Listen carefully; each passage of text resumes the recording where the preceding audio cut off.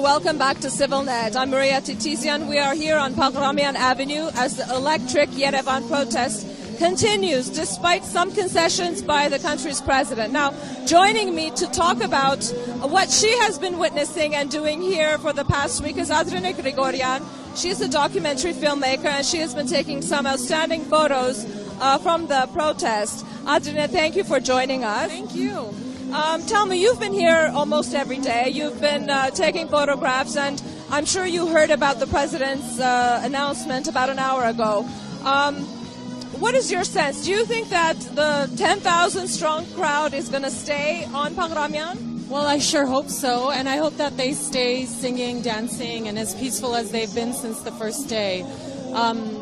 What's the point in conceding now if we've come this far? I really hope we can sustain it. Right, but there are people here, you know, we've been talking to other journalists, to some other people who have been milling around, and they're saying, you know, this was a gesture by the country's president. You know, perhaps now is the time to claim victory and go home. What do you say to that? Well, if I'm not mistaken, the president has agreed to take out a loan to cover the cost, right? Well, who's going to pay for that loan? I'm assuming the the Armenian taxpayers, right? So at the end, it's still going to come out of their pockets. So I don't see it as a win. You know, I'm using logical thinking.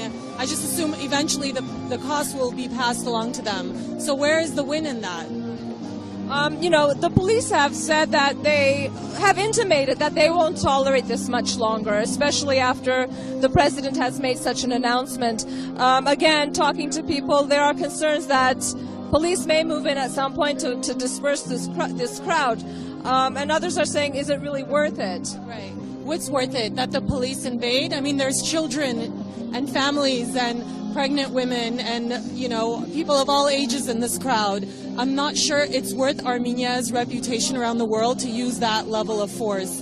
In addition, I'd like to add that there are at least 10 human rights observers monitoring the situation. And I don't think it's worth Armenia's reputation to attack its own people when they're singing and dancing and asking for what's only fair for them. Right, it has been, for the most part, a very peaceful protest. There's a real sense of camaraderie and solidarity here. You've been living in Armenia for a number of years. You've been coming and going.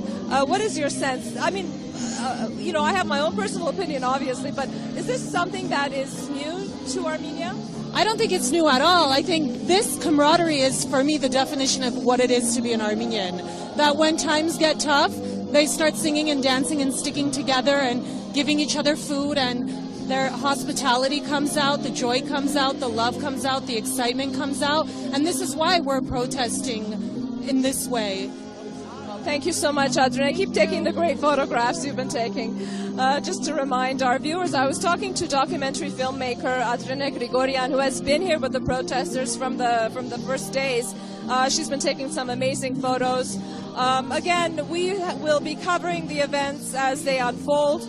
Our English language broadcast will last for the next hour and a half or so, and we will also be bringing you updates on our Facebook and Twitter page. You can follow us to see what the latest updates are, so keep watching CivilNet.